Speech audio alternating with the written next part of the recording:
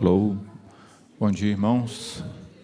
A graça e a paz do nosso Senhor e Salvador Jesus Cristo. Hoje um grupo de professores acordou mais cedo. A gente estava aqui na sala da mocidade em reunião de oração e inclusive tem vários lá ainda, estão vindo ainda para cá. E estamos orando pela escola dominical, pelos alunos, pela igreja, para que Deus nos ajude nessa segunda etapa que vamos ter agora, segundo semestre de 2016. Vocês receberam um boletim aí, está falando justamente sobre isso. Então, os irmãos também estão orando pela gente, pelos professores, para que Deus nos ajude nessa missão. Hebreus capítulo 10. Se você puder abrir sua Bíblia, eu estou aqui na versão revista atualizada da Sociedade Bíblica do Brasil.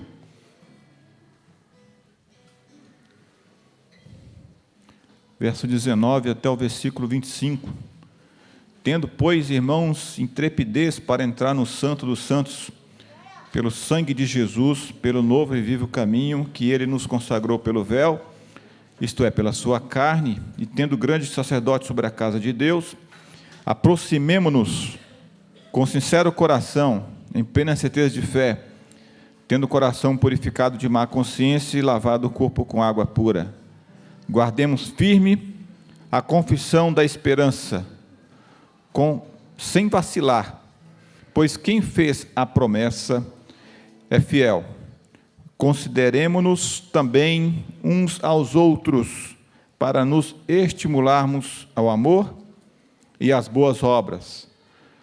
Não deixemos de congregar-nos, como é costume de alguns, antes façamos admoestações, e tanto mais quando vede que o dia se aproxima.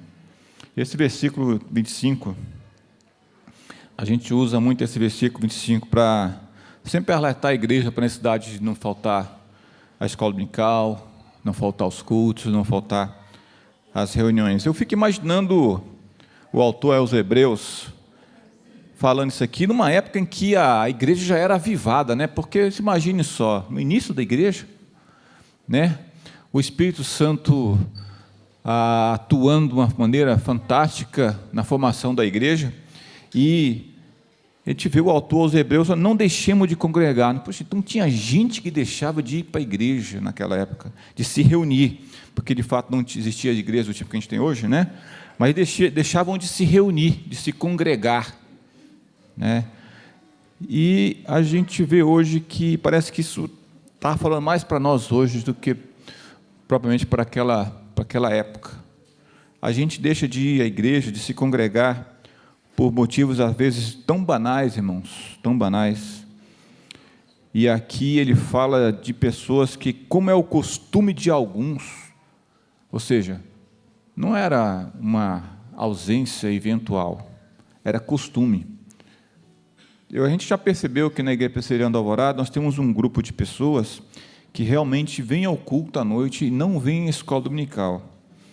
A gente ainda não entendeu por que isso acontece. Mas a nossa oração é que Deus possa estar despertando esses irmãos para que venham também à escola dominical, porque aqui a gente tem que aprender algumas coisas a respeito do reino, e que a gente também precisa entender o nosso mundo, dialogar a respeito do nosso mundo, para que a gente tenha as respostas e possamos dar as respostas para o mundo. O cristão não pode ficar mais apático à situação que acontece lá na França, em Nice. O cristão não pode estar apático ao que acontece na Turquia, o cristão não pode estar apático ao que acontece no Egito, em lugar nenhum desse mundo. Se a gente começar a ficar apático diante das coisas que acontecem no nosso país, seja na política, seja em qualquer outras coisas, irmãos, nós estamos esvaziando o poder do Evangelho. Deus nos ajude para que não sejamos assim, né? Vamos orar? Deus amado, obrigado por essa manhã de hoje, porque estamos aqui mais uma vez, nesse momento de escola dominical, para te louvar, para te adorar, e para aprender mais, Senhor, a respeito do teu recado, o recado que o Senhor tem para dar a esse mundo, e quem sabe também a igreja, Senhor, Ó Deus, possa estar levantando profetas, homens e mulheres de Deus, para denunciar o pecado, denunciar os erros sociais, tudo aquilo que tem acontecido e que não condiz com o teu amor, não condiz com a tua justiça, Pai. Deus, em nome de Jesus, que o Senhor nos ajude a proclamar esse evangelho que salva o homem como um todo. Deus amado, que possamos também levar em consideração e com muita responsabilidade o nosso dever de sermos sal da terra e luz do mundo. Meu Deus, por favor, perdoa, porque nós temos falhado muitas vezes onde nós vivemos, onde nós agimos, nosso trabalho, nossas escolas, nossos lares. Que o Senhor nos ajude, em nome de Jesus, para que possamos ser cristãos avivados, Senhor, avivados pelo poder, pela graça de Jesus. Que o Teu Espírito Santo nos incomode, ó Pai, para que não deixemos de congregar costumeiramente, Pai, mas possamos estar vindo sempre à igreja, à casa do Senhor, para orar, para buscar a Tua face, para Te louvar, para Te adorar, para aprender também, ó Pai. E que tudo isso, o Teu nome seja glorificado, o Teu nome seja honrado, em nome de Jesus, Teu Filho, nosso Senhor e Salvador. Amém. Nós vamos ter um momento missionário agora, passar o pessoal do conselho, a Thaís Scherrer. Bom dia, queridos. Nem sempre o pessoal tem chegado na hora de manhã, mas a gente tem feito 2 vezes por mês, sempre um momento de compartilhar com a igreja da realidade dos missionários que a gente tem apoiado. Foi um pedido da própria igreja que a gente prestasse contas, a igreja tem contribuído com ofertas e o que tem sido feito com essas ofertas. E hoje a gente quer falar de um dos grupos que tem abençoado muito a nossa igreja. Não somos só nós que temos os abençoado, que a igreja já há algum tempo oferta para eles mensalmente, mas eles também têm sido bênção para nós quando nós pedimos algum socorro, que é o pessoal da MPC Brasília. Essa turma bonita e sorridente, tudo gente muito nova, mas que tem se dedicado integralmente a servir ao Senhor, especialmente tentando alcançar os jovens da nossa cidade. E se você tem acompanhado um pouquinho das notícias, você sabe que a juventude de Brasília tem se perdido de uma maneira muito triste. Como tem aumentado o consumo de drogas, como a nossa cidade é a cidade que tem o maior índice de suicídio no nosso país. E eles têm feito um trabalho muito lindo, mesmo assim tão novos, se dispondo a ir nos colégios, fazerem impactos evangelísticos, fazerem uma programação que eles chamam de Escola da Vida, quando durante toda a semana eles ficam no colégio ensinando princípios sobre família, sobre, às vezes, políticas, de acordo com um tema que a própria escola escolhe. Eles trabalham esses temas durante a semana, mas sempre com princípios bíblicos, e o último dia da Escola da Vida sempre é o mesmo tema, amor. E aí eles vão falar do amor de Cristo, e, por meio deles, muitos jovens de Brasília têm sido alcançados pelo Evangelho de Jesus. Eles têm trabalhado nos hospitais, fazendo visitas como palhaços. Então, eles têm tido uma série de frentes de trabalho para tentar proclamar o amor de Cristo no meio daqueles que precisam. E aí eles têm alguns pedidos de oração para nós. Passa aí, por favor, Gi. Primeiro pedido, proteção, que o Senhor esteja guardando, dando saúde. Vários deles, apesar de tão novos, já têm tido problemas de saúde. O Navarro, por exemplo, que é o primeiro rapaz sentado ali na foto de cima, tem sofrido com algumas crises renais. Eles têm pedido por suas famílias, vários deles são casados de pouco. Na foto ali de cima tem a Pri com o Joaquim no colo, mas não é o único bebezinho da MPC, hoje são 5. E a líder da MPC está para ganhar bebê agora, mês que vem. A Raquel vai ganhar a Liz. E também pelos projetos, alguns desses que eu até já falei. Tem os clubinhos nas escolas, que aí eles regularmente visitam, porque os clubinhos são chefiados por alunos da própria escola, mas eles vão dando apoio. O Escola da Vida, vários treinamentos de evangelismo, de capelania que eles têm oferecido. Eles fazem um trabalho com menores infratores e os impactos nas escolas, além do palhaçaria, que é esse das visitas nos hospitais. Então, são muitas frentes de trabalho. Você vê que não são tantos voluntários, mas Deus tem multiplicado as oportunidades, e a gente também tem que multiplicar as orações por eles, porque quando se multiplicam as oportunidades, também se multiplicam as lutas, é ou não é? São vários desafios para serem vencidos, mas Deus tem dado graça, e nós louvamos a Deus pela vida deles. Quando surgiu a oportunidade aqui da quadra de a gente fazer alguma coisa, diante da juventude que tem se gastado aí nos bares, foram as primeiras pessoas que o pastor Lincoln procurou para procurar ajuda, já que eles têm essa experiência de trabalhar com jovens da nossa cidade, e que a gente possa ser bênção, sustentando eles em oração também. Vamos orar? Paizinho, obrigado, Senhor, pela vida da MPC Brasília. Obrigado por cada um desses jovens que o Senhor chamou, que o Senhor comissionou e que tem dedicado as suas vidas, o seu tempo, para serem usados por Ti. Nós te agradecemos porque o Senhor já tem feito tanto, e nós já te agradecemos porque sabemos que o Senhor ainda fará muito mais. Pai, por isso nós clamamos a Ti, que o Senhor fortaleça cada um deles, que o Senhor continue guardando, que o Senhor continue conduzindo, Senhor, dando a eles sabedoria, discernimento, proteção vinda do alto, cuidando das suas famílias, cuidando da sua saúde. Pai, mas, acima de tudo, que o Senhor continue sustentando esse trabalho, seja por questões financeiras, seja no aspecto principalmente espiritual, que o Senhor derrame capacitação do alto, que o Senhor renove as forças. Pai, que eles possam a cada dia mais transbordar do Senhor, e que eles tenham esse privilégio de poder continuar a ver esse trabalho se multiplicar. Pai, nós te louvamos pelos trabalhos dentro das escolas, os impactos, os clubinhos, o Escola da Vida. Te louvamos por cada uma das pessoas que ouviu falar do Senhor por meio desses trabalhos. Pai, te louvamos por aqueles que perceberam que faltava algo nas suas vidas e quiseram entregar as suas vidas a Cristo quando os ouviram falar. Pai, clamamos a Ti que tanto a nossa igreja como outras igrejas saibam, Senhor, abraçar a MPC e apoiar para que cada um desses jovens que tiveram um encontro contigo possam continuar a crescer na fé por meio da parceria com igrejas como a nossa.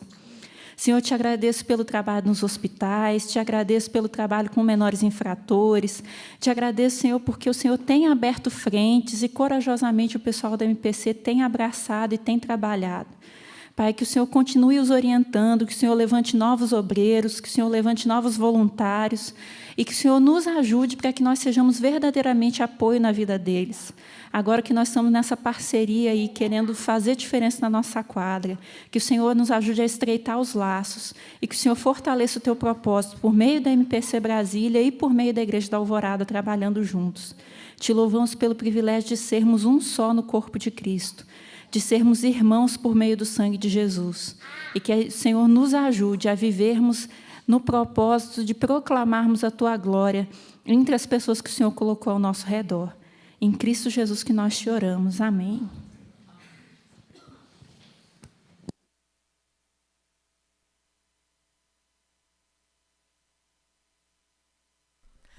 Bom dia, amados. Hoje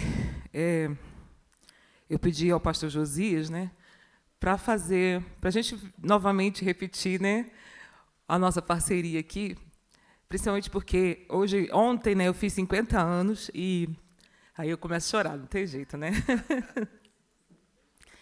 E 22 anos são da Igreja da Alvorada, Eu cheguei aqui em 94 e Deus, assim, de uma maneira muito linda, muito especial, realmente, o pessoal da igreja me abraçou e eu tenho, assim, sido muito abençoada, Então, a minha alegria, assim, de estar aqui, de louvar o Senhor, é algo muito especial. E poder falar para os irmãos, o quanto é especial estar aqui com vocês, sabe? O quanto realmente o Senhor tem feito na minha vida. E, assim, eu sei que muitos de vocês, oraram comigo, choraram comigo, se alegraram. E eu pude também fazer isso com muitos. E isso para mim é algo maravilhoso, porque realmente eu vejo vocês como irmãos, como irmãos amados, irmãos queridos. E aí eu não tinha outra coisa, para fazer. Então eu queria dar um presente para a igreja e realmente seria louvar também, que realmente é bom louvar o Senhor. E o Senhor, Ele tem abençoado tanto, né? E fazendo tantas coisas na nossa vida. Mas eu queria falar um pouquinho, só um pouquinho sobre uma situação. Eu sempre assim, eu fui criada dentro de igreja, né? Desde pequena. Sou a 4ª geração de evangélicos da minha família. Então a minha família é uma família que sempre buscou o Senhor e a gente aprendeu isso. Mas as lutas vêm, né? E muitas vezes a gente comete erros, comete coisas erradas, faz coisas erradas e a gente às vezes sente vontade de não louvar, de não fazer mais nada, né? Puxa, eu sou ruim mesmo. E às vezes repete o pecado e faz algumas coisas e a gente fica assim, querendo não voltar a estar diante do Senhor. Mas outro dia mesmo o pastor estava falando sobre isso na Santa Ceia, né? Que a ceia é exatamente para isso, para que nós possamos estar buscando o Senhor, para que nós possamos pensar e refletir aquilo que nós fizemos e colocar diante do Senhor e entregar ao Senhor, para que nós não façamos mais e para que o Senhor possa nos ajudar. E aí esse cântico que nós vamos cantar, ele fala exatamente sobre isso. Se eu quiser adorar a Deus, tenho que entender o seu Filho, tenho que aprender a ouvir o Espírito Santo. E é isso que a gente precisa fazer.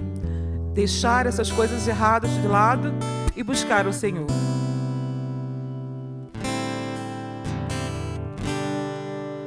Se eu quiser adorar a Deus, tenho que entender seu Filho. Se eu quiser adorar a Deus, tenho que ouvir do Espírito e obedecer.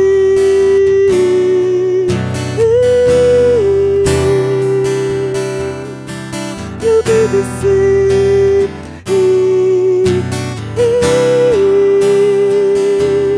Tenho que aprender a ouvir.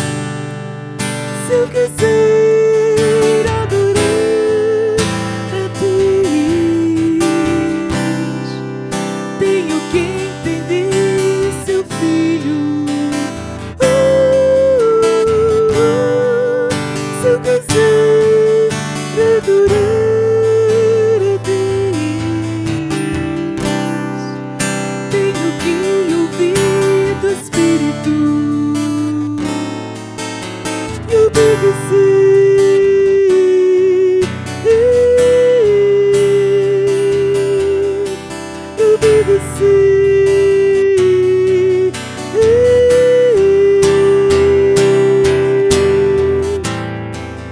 Tenho que aprender a ouvir, mesmo sendo que não quero. E ainda assim abrir meus lábios para adorar, para adorar,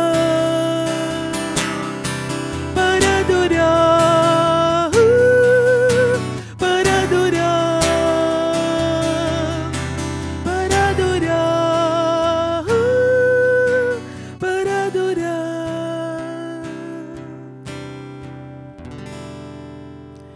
E eu sempre gostei muito do Natal, né? Porque Natal lembra o nascimento do Senhor Jesus. E aí tem um cântico, né, antigo, que a gente gostava muito de cantar quando eu ainda era criança, né? O Joel amava cantar esse cântico. Aí ele também começa a chorar também, igual a mim, porque nossa família é muito chorona. E ele fala sobre nas estrelas vejo a sua mão. E é algo realmente muito lindo, né? Porque o Senhor, Ele não está lá em cima somente. Ele está conosco. Ele é o nosso Deus lindo e maravilhoso, que resolveu ficar junto da gente. E isso é maravilhoso. Nas estrelas vejo a sua mão, e no vento ouço a sua voz.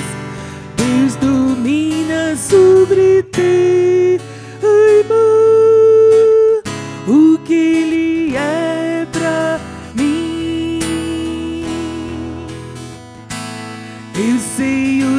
sentido do Natal, pois na história tem o seu lugar. Cristo veio para nos salvar. O que Ele é pra mim é que um dia seu amor sentiu, sua imensa graça recebi. Descobri então que Deus não vive longe lá no céu, sem se importar comigo. Mas agora ao meu lado está, ao meu lado está, cada dia sem seu cuidar, ajudando-me a caminhar. Tudo Ele é pra mim. Daqui um dia o seu amor sentiu, uma imensa graça recebi. Descobri então que Deus não vive longe lá no céu, sem se importar comigo. Mas agora ao meu lado está, ao meu lado está, cada dia sinto seu cuidar, sem seu cuidar, ajudando-me a caminhar. Tudo Ele é pra mim. Tudo é Jesus para mim.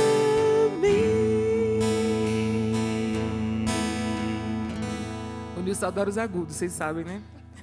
Eu não tô aqui por causa dos meus agudos. Se eu fosse contar o quê, né? Esse cântico ele também fala muito aos nossos corações. A gente sabe muito bem que o Senhor maravilhoso, né, que está conosco, a gente precisa levar e falar do amor dele para todas as pessoas, né? E realmente nós devemos estar sempre falando do amor do Senhor. Não sabemos muitas vezes as pessoas que realmente estão precisando tanto, né? Hoje mesmo eu recebi um WhatsApp de alguém que está lá em Goiânia, que morava aqui, está em Goiânia, mandando, meio desesperado com algumas coisas. E nós começamos a conversar no WhatsApp, e aí terminamos em oração. E aí ela virou e falou assim: só você mesmo, porque o Senhor realmente te usa. E quantas vezes o Senhor nos faz assim, né? O Senhor nos dá tantas ferramentas para falar dele, tantas coisas. A nossa vida deve ser assim, né? A nossa vida o tempo todo tem que ser assim, falando do amor de Deus. Muitas vezes sem palavras, sem abrir a boca e falar Jesus, né? Mas o Senhor, Ele tem que ser o nosso exemplo. E nós temos que lembrar que nós temos vida. E a nossa vida tem que estar no Senhor.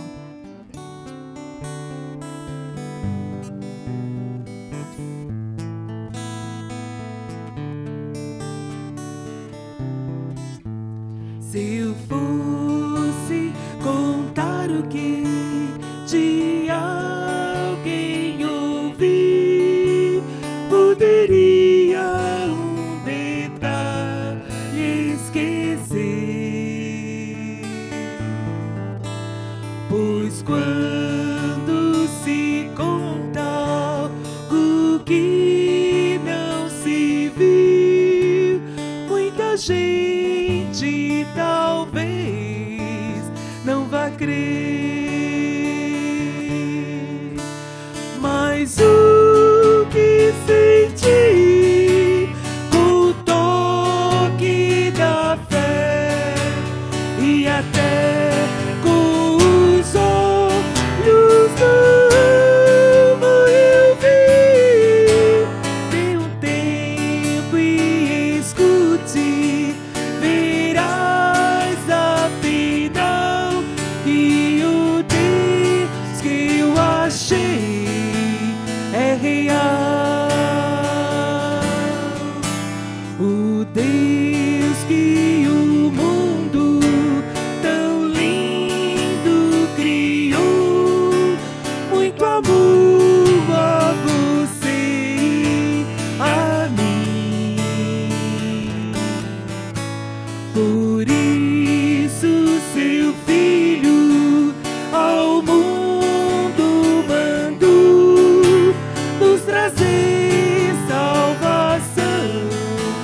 é sem fim. Mas o que senti com o toque da fé e até com os olhos da alma eu vi, deixa claro, Ele vive em meu coração. Encontrei seu perdão e a paz sem igual. Digo então que meu Deus é real. Sim, Deus é real. Deus é real.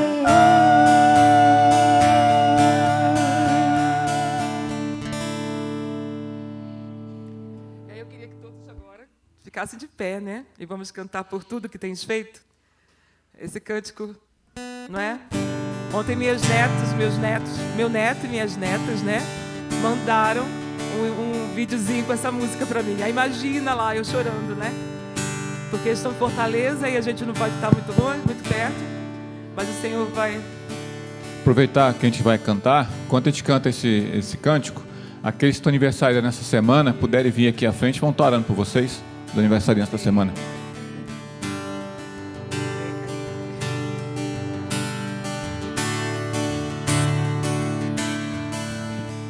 Por tudo que tens feito, por tudo que vais fazer, por tuas promessas e tudo que és, eu quero te agradecer por todo meu ser.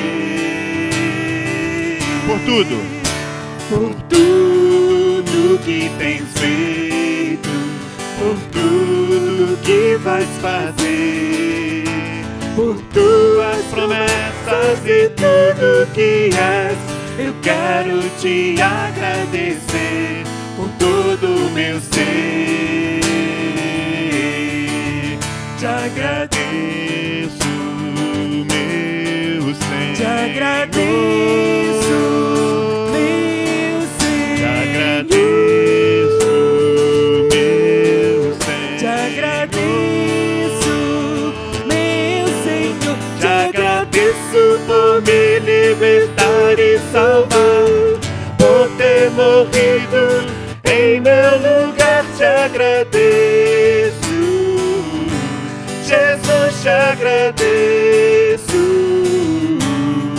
eu te agradeço, te agradeço, te agradeço por me libertar e salvar, por ter morrido em meu lugar. Te agradeço, Jesus, te agradeço, eu te agradeço, te agradeço, te agradeço, te agradeço.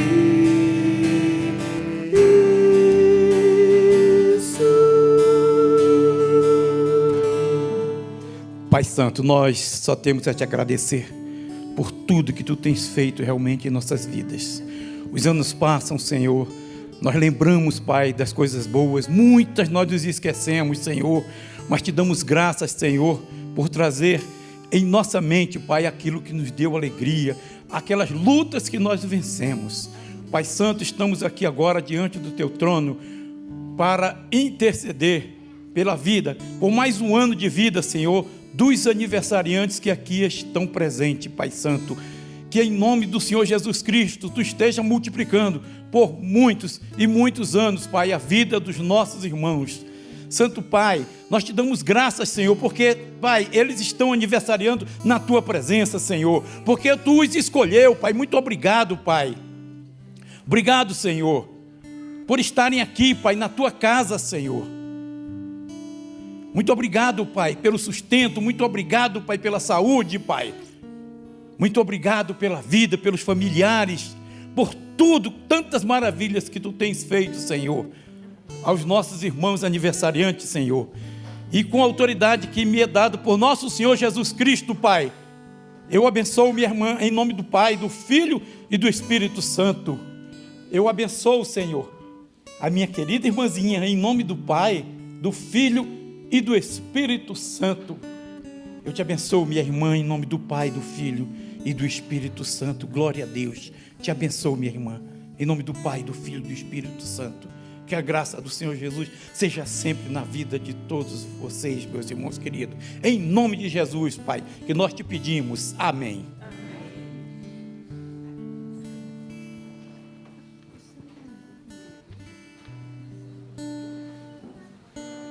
Ok.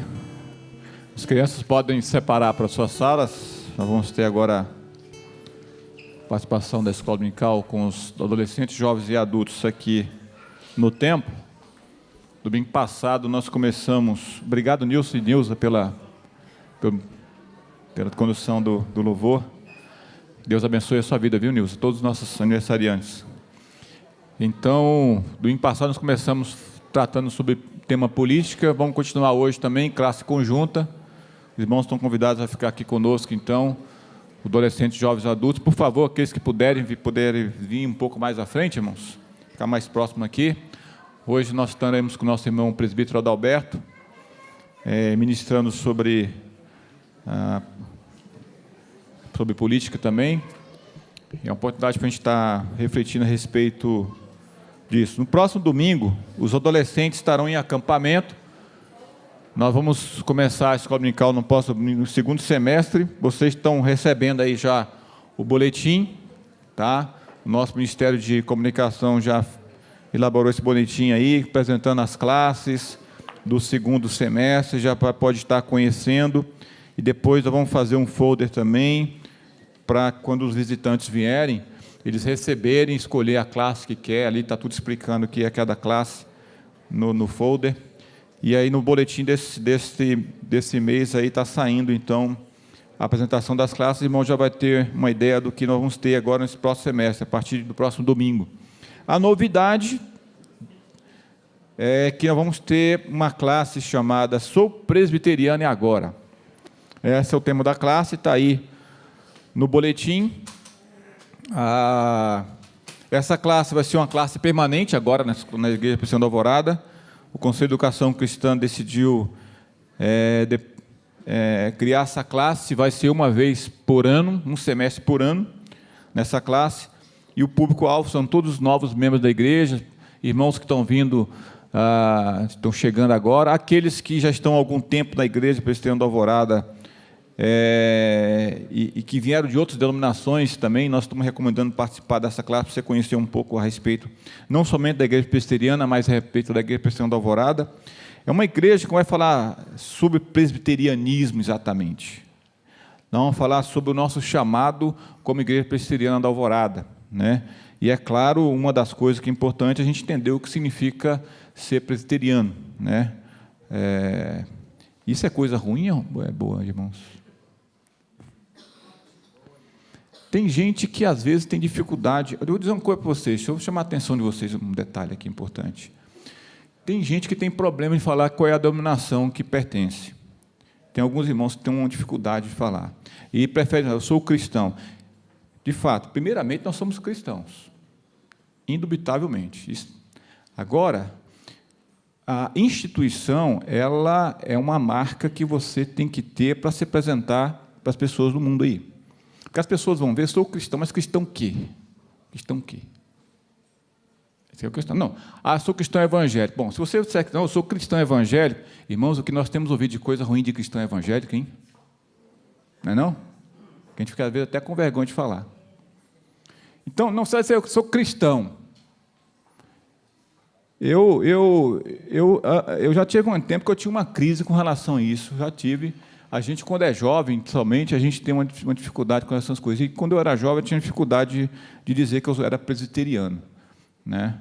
Mas depois eu fui entender que isso é bobagem, irmãos. Você tem que dizer sim de qual igreja é. Eu sou presbiteriano. Sou presbiteriano, né? E a gente tem que fazer o melhor possível e ser o melhor possível onde a gente está, no nosso trabalho, né, para levar a marca da sua igreja. A marca da sua igreja. Isso é muito importante. Então, essa classe é uma classe que vai, entre outras coisas, falar sobre isso. E vamos falar sobre a Igreja Prestação da Alvorada. Vamos ter um momento nessa classe que os ministérios vão estar se apresentando. Vai ser muito legal essa classe. Então, é uma classe interessante que nós estamos criando aí, graças ao nosso bom Deus. Ok? Então, aquelas pessoas que estão nos visitando, por gentileza, levante uma de suas mãos, os nossos visitantes. Tem algum visitante conosco? Ali, aquela senhora. Mais alguém? Ok, obrigado. Deus abençoe a sua vida. Ok, Deus abençoe. Muito obrigado pela presença. Vou passar, então, a palavra ao nosso irmão Adalberto, presbítero Adalberto, que vai estar, então, ministrando nesta manhã de hoje. É um tema muito importante. Pode parecer polêmico, mas a gente tem tratado um ponto de vista bastante bíblico. Os irmãos já viram isso domingo passado. O Adalberto vai seguir a mesma linha e, logo após a palavra dele, nós vamos estar dando oportunidade para os irmãos também fazerem perguntas. Então, aqueles que puderem, ter a oportunidade de vir mais uma vez, estou pedindo, aqueles que puderem vir um pouco mais à frente, então, para estar participando. Desculpe, Adalberto, só um minutinho. Só uma palavrinha rapidinha para a Guadiana aqui. Bom dia, irmãos. Eu vim aqui avisar do acampamento dos jovens, a partir de 18 anos. Ele vai ser no dia 2, 3 e 4 de setembro. As inscrições estão abertas. Vai custar R$100. As inscrições vão até dia 31 de julho. A partir dessa data, nós vamos abrir para outras igrejas. E também é possível dividir em 2 vezes, né? A primeira parcela agora em julho e a segunda em agosto. Então, os jovens que estiverem interessados em ir, é só procurar a mim ou ao Tim. E, assim, o mais importante que eu quero deixar registrado aqui para os jovens é a palavra que vai ser pregada lá, né? O preletor, é um preletor que vai vir de fora. E nós estamos, assim, com muita fé em Deus de que vai ser um momento muito abençoador nas nossas vidas. Então, assim, você jovem, não vá só porque vai ter piscina, porque a gente vai se divertir lá. Vá pela palavra que vai ser pregada naquele lugar. Amém? Obrigado, Gadiana. Irmãos, eu queria pedir, o irmão já pediu, né, mas eu insisto, né, se alguém puder chegar mais para perto, haja vista que os bancos aqui estão vazios, né? É porque, na verdade, não vai ser uma pregação, né? Vai ser uma palestra, né? Vai ser uma conversa entre mim e vocês. Então, para a gente tornar o mais informal possível. Como o irmão já disse, o Fernando, é a continuação do tema. O presbítero André, domingo, deu a igreja e a política, e hoje eu vou dar especificamente direto no assunto o cristão e a política, né? Vou dar a palestra toda dentro do horário que me foi permitido e depois eu vou abrir para perguntas, questionamentos e contribuições dentro do assunto que foi ministrado aqui, tá? Eu queria comunicar à igreja, eu e a Marta. A Michelinha não está aí não, né? Veio só o Caleb. A Michelinha está dodói hoje. Eu e a Marta, nós estamos muito felizes. Nesta semana, segunda-feira, nasceu a nossa primeira neta, a Cecília Salles Nunes, filha do Adalberto Júnior. O Adalberto Júnior é o que casou por último e que me deu a primeira neta, né? Então, ele já está em vantagem aqui com o pai, né? E nasceu com muita saúde, graças a Deus. Nasceu com 3,9 kg, não é? 3,340 e com... Isto. E quarta-feira ela saiu do hospital, aí o Júnior estava tratando da documentação para registrar ela imediatamente no plano e tudo, né? O outro avô estava em Taguatinga, adivinha para quem sobrou ir buscá-la no hospital? O avô aqui, né? Aí eu fiz questão de registrar lá com a Marta, né? E eu vou botar no quadro, vou emoldurar, né? E aí, quando ela ficar grandinha, eu vou dizer, ó, tá vendo? Quem buscou você no hospital não foi nem seu pai, nem seu outro avô. Foi o seu avô aqui. Né? Então, nós estamos muito felizes, querida, pela vinda da nossa netinha aí, né? Que Deus abençoe. Queridos, eu peço que a Giovana coloque os versículos que nós vamos utilizar aqui nesta manhã. Então, primeiro versículo. Pois quem jamais conheceu a mente do Senhor para que possa instruí-lo, mas nós o que temos? Vamos repetir isso com muita força? Nós temos a mente de Cristo. Joia. Segundo versículo, Giovana. E não nos cansemos de fazer o bem, porque a seu tempo ceifaremos, se não houvermos desfalecidos. Vamos lá, todo mundo?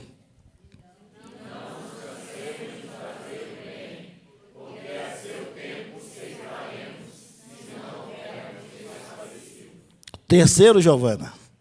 Vamos lá? Assim, pois, cada um de nós dará contas de si mesmo a Deus.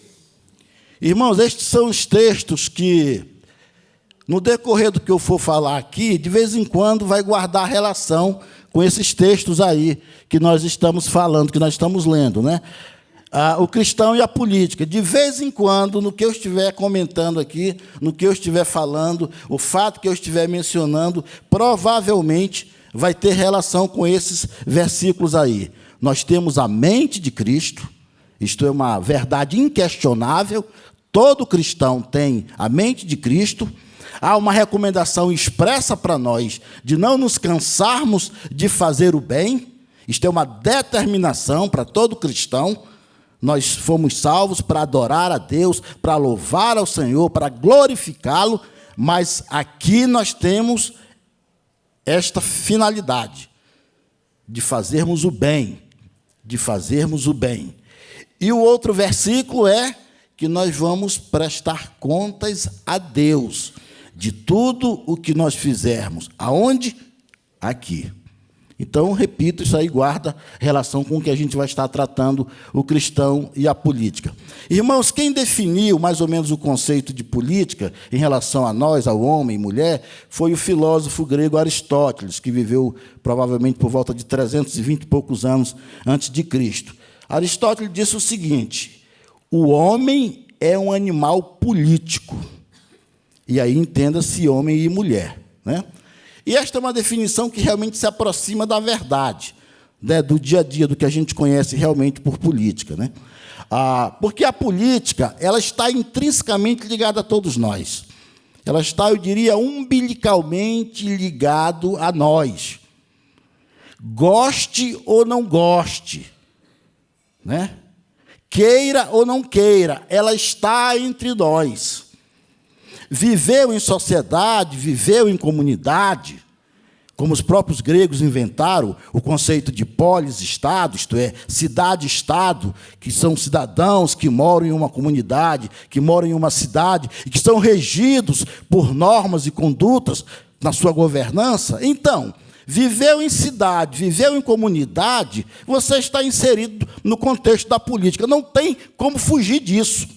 Apenas duas pessoas não precisam e não estão inseridas no contexto de política. Apenas dois tipos de pessoas.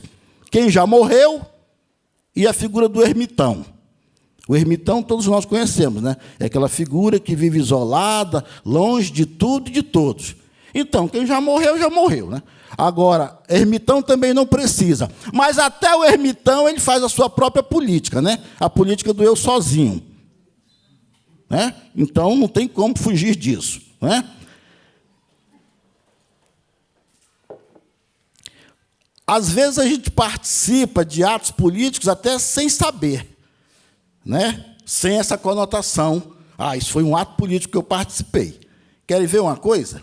Quando você vai a uma reunião do seu condomínio, tratar assuntos referentes à sua morada, ao seu prédio, à sua quadra, você está participando de um ato essencialmente político. Quando você vai a uma reunião de pais e mestres no colégio do seu filho, discutir assuntos referentes à escola, a maneira como está sendo ministrada a aula, o tratamento em relação à escola-aluno, aluno-pais, é um ato essencialmente político. Quando alguém, e se é que é possível até que alguém já tenha feito isso, quando alguém registra ou documenta alguma irregularidade e manda para o sem noção do DFTV, você está participando de um ato essencialmente político. Quando alguém assina um abaixo-assinado endereçado às autoridades governamentais, reivindicando algum tipo de coisa, você está participando, quem assinou aquele documento está participando de um ato político. Recentemente, o procurador-chefe da Lava Jato entregou lá no Congresso Nacional um projeto de lei com mais de 2 milhões de assinaturas, pedindo que o Congresso Nacional faça leis mais rígidas, mais severas para o combate à corrupção. Todas as pessoas que assinaram aquele documento, aquele abaixo-assinado, fizeram um ato de cidadania, mas é essencialmente um ato político. Então, a política, às vezes a gente está fazendo ou dela está participando e nem se dá conta, porque, na verdade, ela está arraigada entre nós. Não é? Mas nós temos, queridos, essa cultura muito forte entre nós, entre algumas pessoas, primeiro, de não gostar da política, né? Pelos exemplos que a gente vê. Né? E a outra postura é de eu não estou nem aí, isso não tem nada a ver comigo. Isso é muito forte entre nós cristãos, essa cultura de que nós não estamos nem aí para o mundo. E por que nós não estamos nem aí? Porque nós não somos deste mundo. Nós dizemos isso em alto e bom som. Nós até cantamos, em verso e prosa, isso. Muitos hinos, inclusive, que falam da pátria celestial, estou caminhando para lá, estou indo para lá. Então, nós não somos deste mundo. Ora, se nós não somos deste mundo, eu não tenho nada a ver com este mundo. Um pastor amigo meu conta um fato que ilustra bem isso que eu estou dizendo. Ele foi pastor durante muitos anos numa cidadezinha do interior, lá na Amazônia. E ele conta que nessa cidadezinha havia 2 irmãs crentes, fervorosas, da igreja da Assembleia de Deus. Não perdiam um culto na igreja. E havia uma peculiaridade. Entre a casa delas e a igreja, no meio ficava o pequeno cemitério da cidade. E ele conta que uma vez houve uma vigília, uma campanha de vigília e oração, e as irmãs, como de costume, todos os dias no culto e na vigília. E um dia, elas voltando da vigília por volta de meia-noite, e neste dia, coincidentemente, elas estavam as 2 vestidas de branco. E elas passando em frente ao cemitério, próximo à casa delas, elas foram abordadas por um assaltante.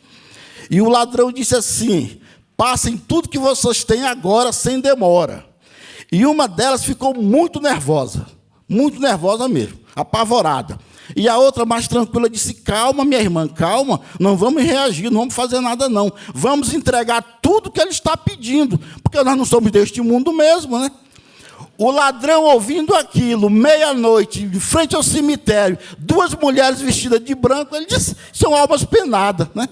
E saiu correndo, e não assaltou ninguém, né? Porque, na verdade, nós temos essa cultura.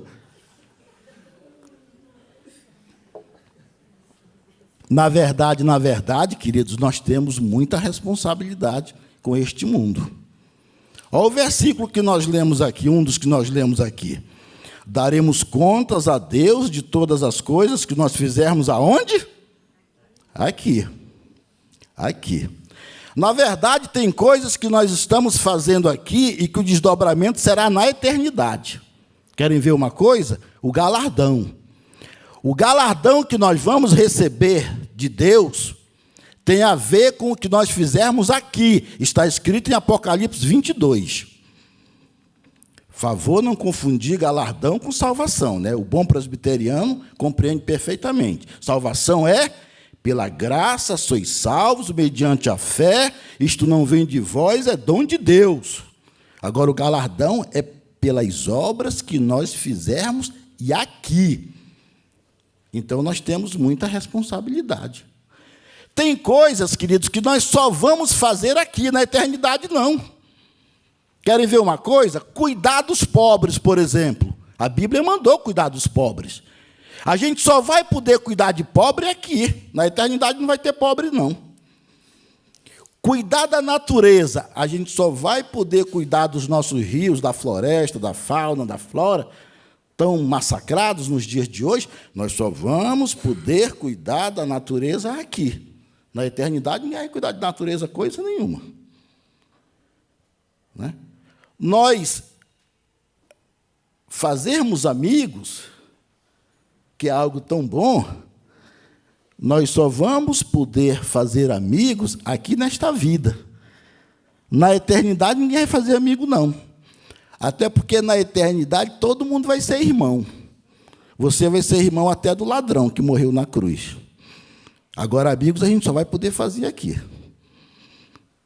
E, sobre amigos, há um poema que eu gosto muito, que é de Fernando Pessoa, intitulado Dedicatória aos Amigos, onde ele valoriza a amizade, ele fala do valor de ter amigos.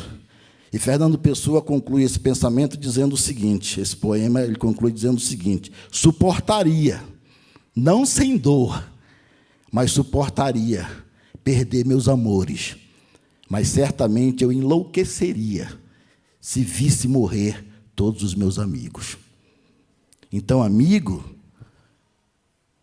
nós só vamos poder fazer aqui.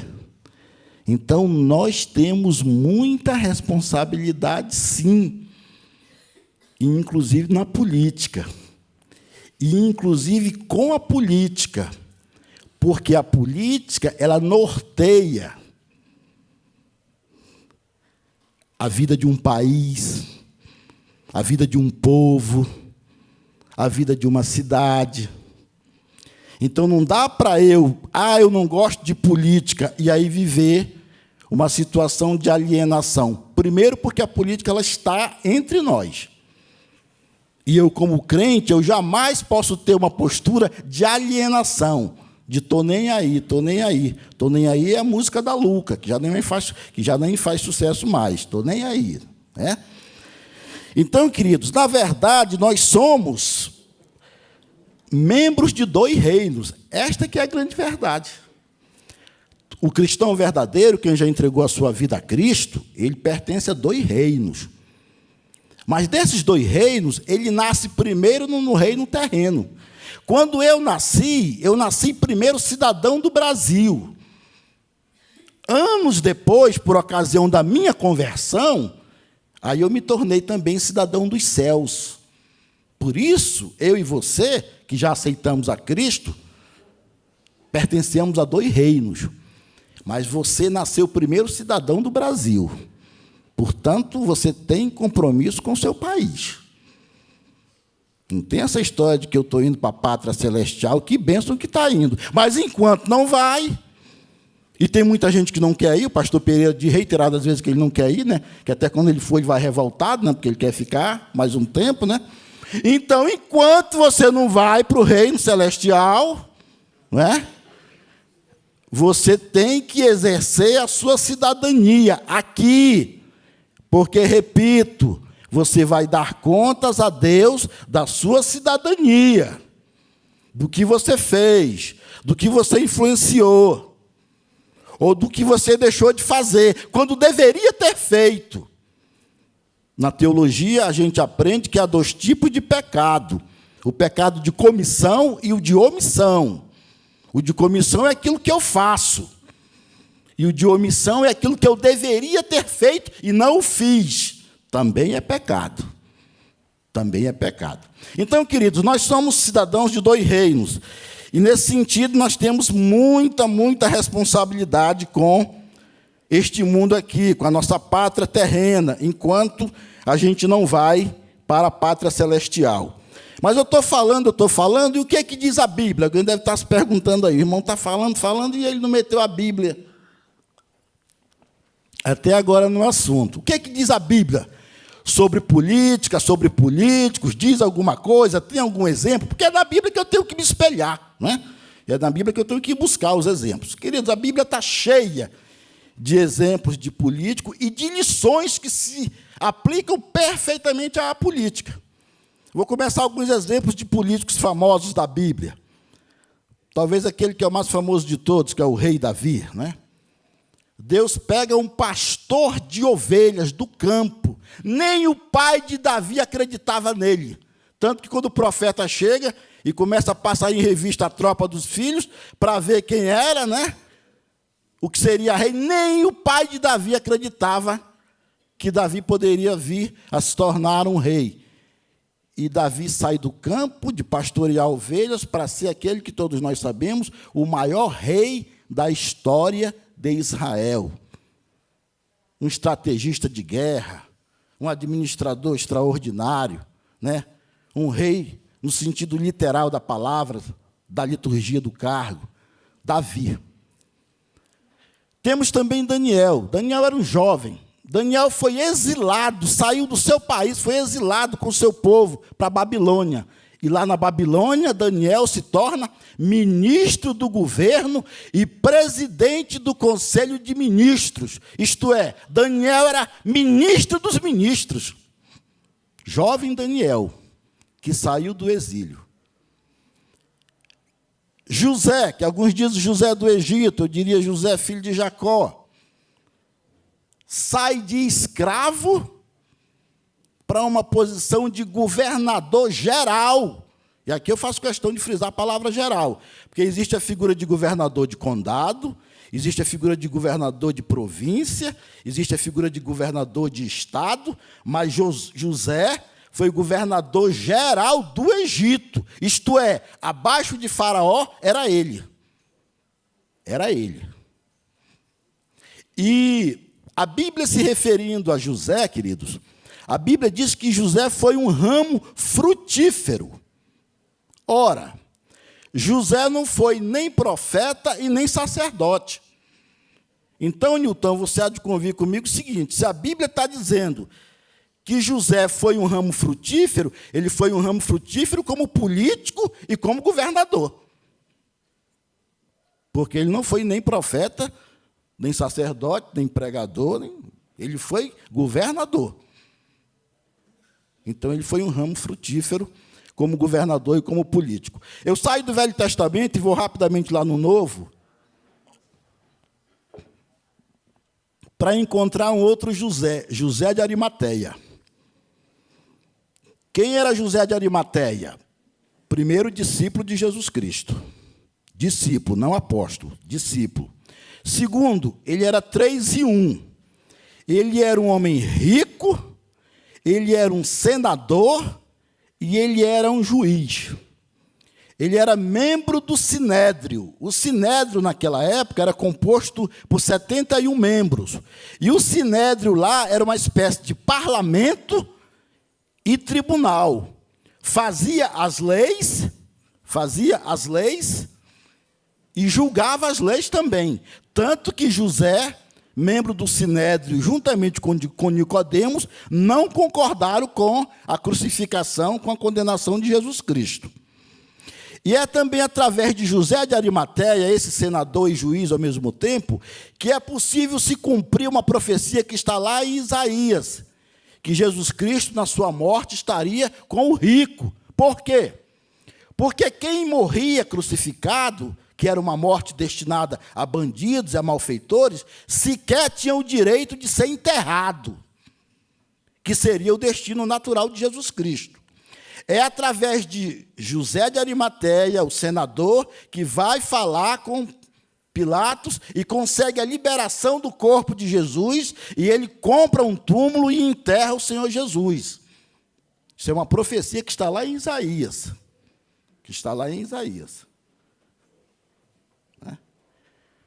E ensinamentos sobre política, queridos. A Bíblia teria alguns, vários, eu ficaria a manhã inteira aqui. Mas eu vou pegar alguns rapidamente. A Bíblia fala lá no Velho Testamento, no livro de Levítico, que não se deve, ao ir plantar, não se deve misturar as sementes. Não misture as sementes. O que é isso? Política ambiental. A ex-ministra Marina Silva, quando esteve aqui, falando uma certa ocasião, ela falou que a Bíblia estava exatamente condenando a situação dos transgênicos. Ela disse aqui com muita propriedade.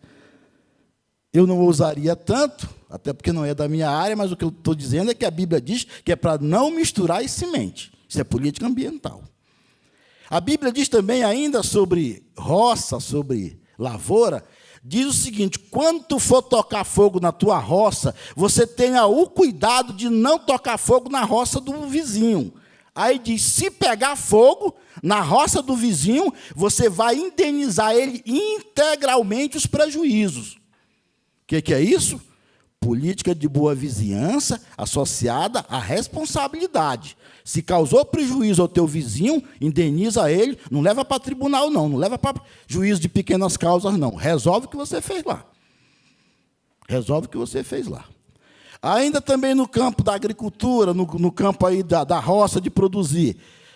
Lá no Velho Testamento está escrito o seguinte: quando você for colher as suas espigas ou as uvas, aquelas que forem caindo, as espigas que forem caindo no chão e as uvas, não junta.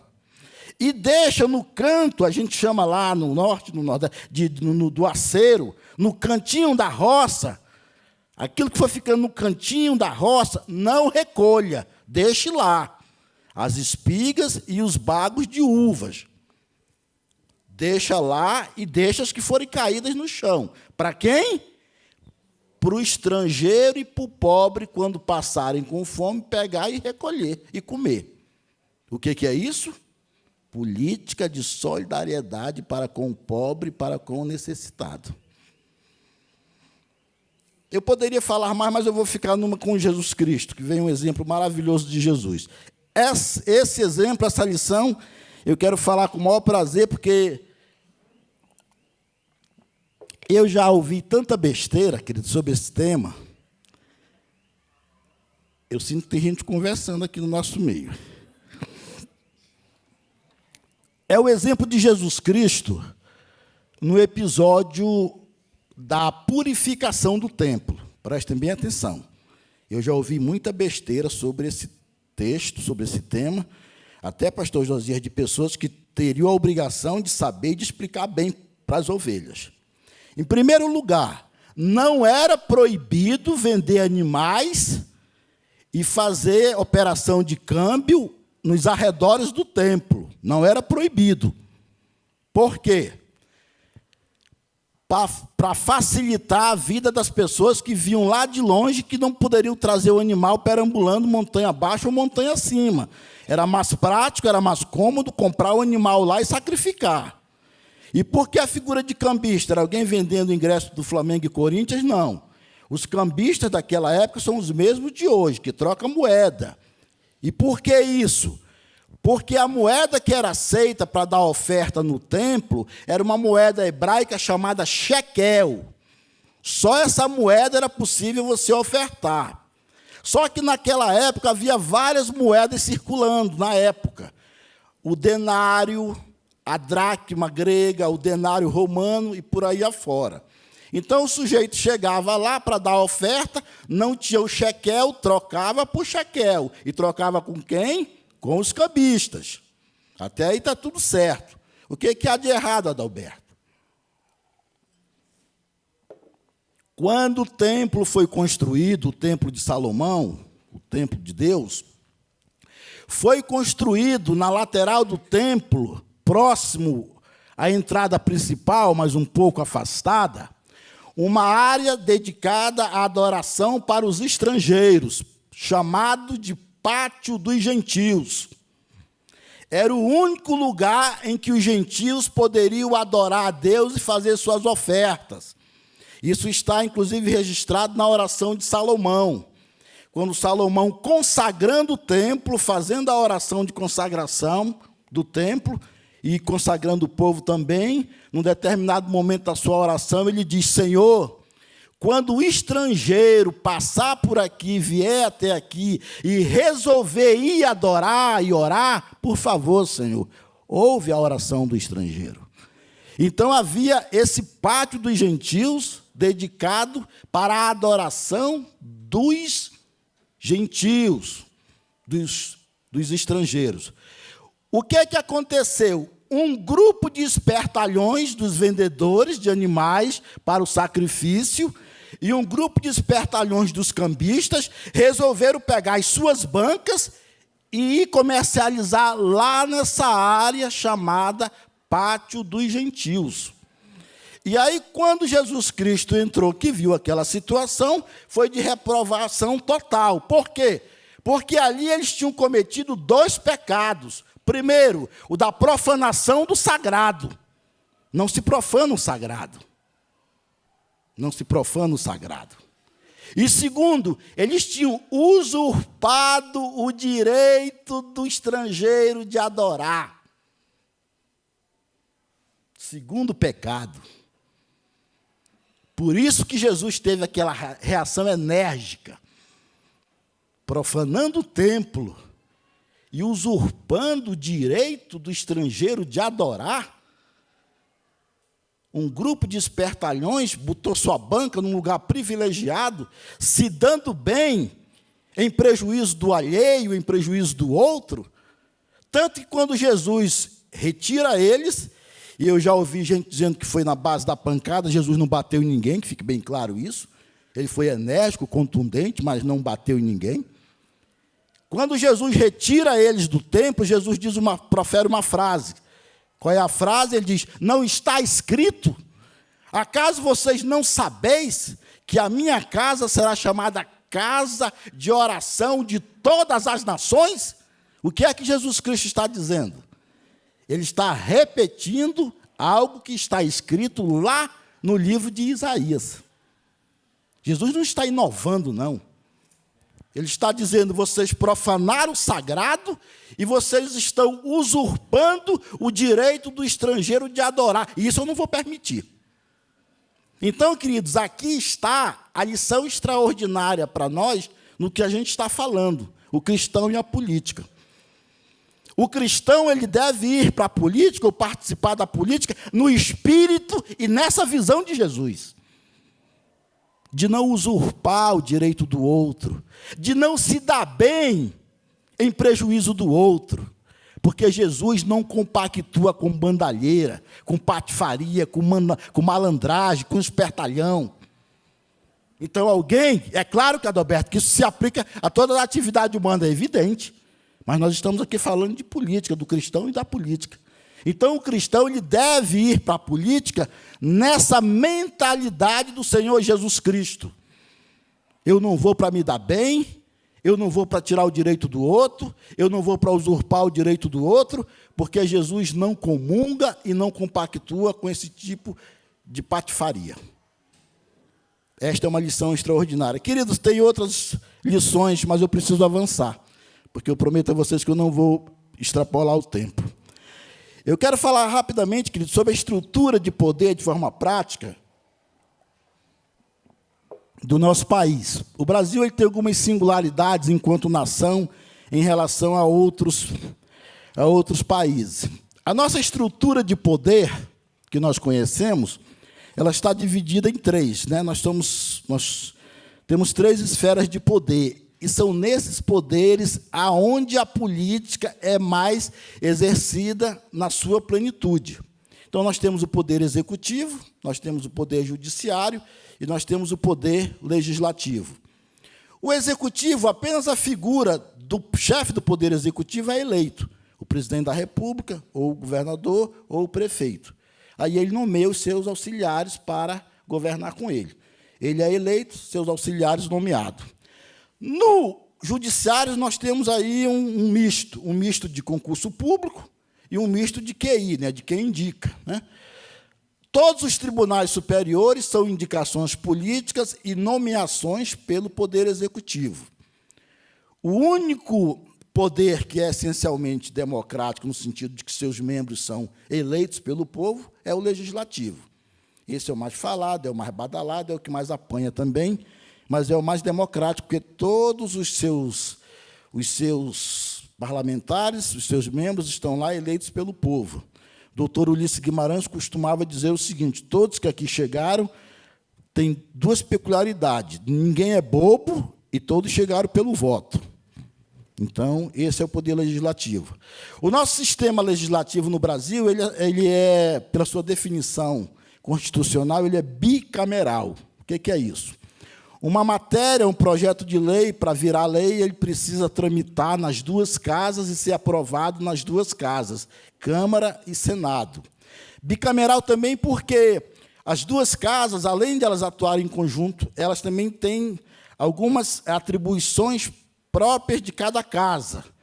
A Câmara tem algumas atividades, algumas atribuições próprias da Câmara, e o Senado também, que chamam de privativas, né? A Câmara, pela sua definição constitucional, ela representa o povo brasileiro. Isso implica, inclusive, na representação popular. A representação dos deputados ela é proporcional ao número de eleitores de cada estado. Então, você vai ver um estado grande, com maior representatividade, e um estado menor, com a menor representatividade. Roraima tem 8 deputados e São Paulo tem 70. Por quê? Pela questão da representatividade popular.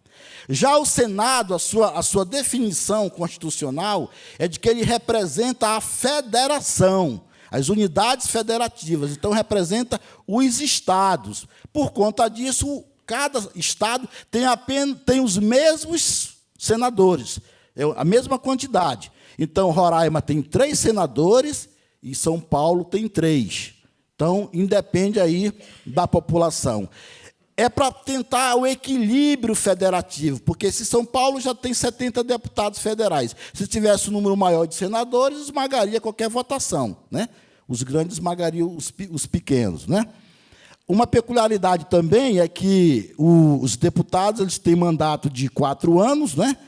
E os senadores mandato de 8 anos, né? Então, repito, na esfera desses 3 poderes que a política se dá de forma na sua plenitude. E nós temos também no Brasil, é uma peculiaridade nossa, porque alguns países não têm, nós temos 3 níveis de governo. A exceção somos nós aqui do DF, tá? Nós temos governo municipal, nós temos governo estadual e nós temos governo federal. A exceção somos nós aqui do DF. Então, o cidadão ele mora no município, ele vive no Estado, está inserido na União.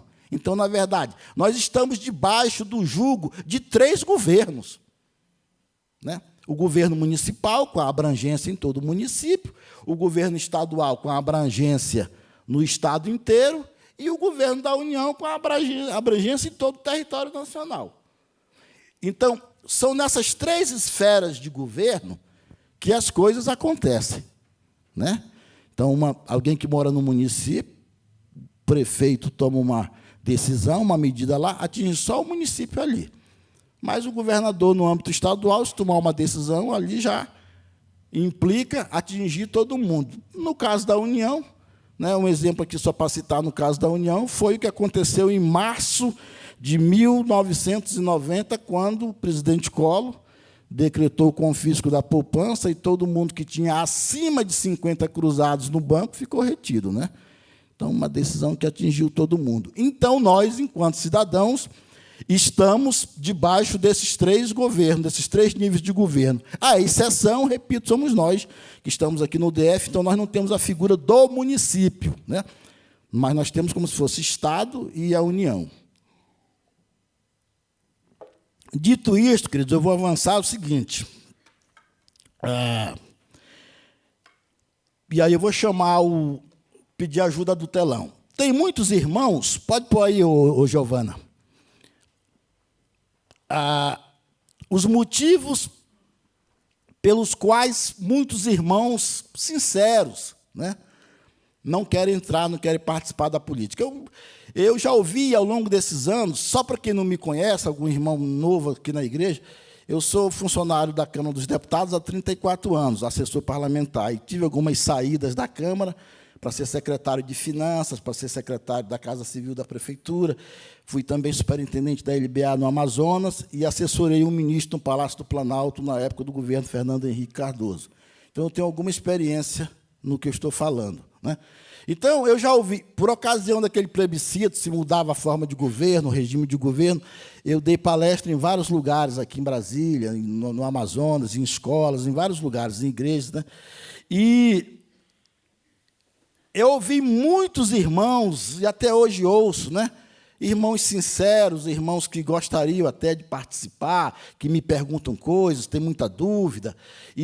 Mas, assim, aí tem uma relação de desculpas ou de motivos pelos quais as pessoas, o cristão verdadeiro, não quer entrar na política, não quer participar. Eu já ouvi de tudo, ao longo desses 30 e poucos anos que eu tenho nessa área, né? Mas eu consegui condensar em 3, assim, eu fiz um top, né, de 3 aí, né? Então, a primeira desculpa que aparece mais mesmo, que eu já ouvi, é essa aqui, ó. Eu não vou participar da política, eu não vou entrar na política, porque a política é uma podridão. Uns querendo, né, se dar bem à custa dos outros, é uma brigaiada, é cada um visando o seu próprio interesse, é muita sujeira, é muita corrupção, é muita. Eu não vou entrar porque é uma podridão. Essa é que eu mais ouço, que eu mais já ouvi. Há uma segunda também que eu consegui simplificar.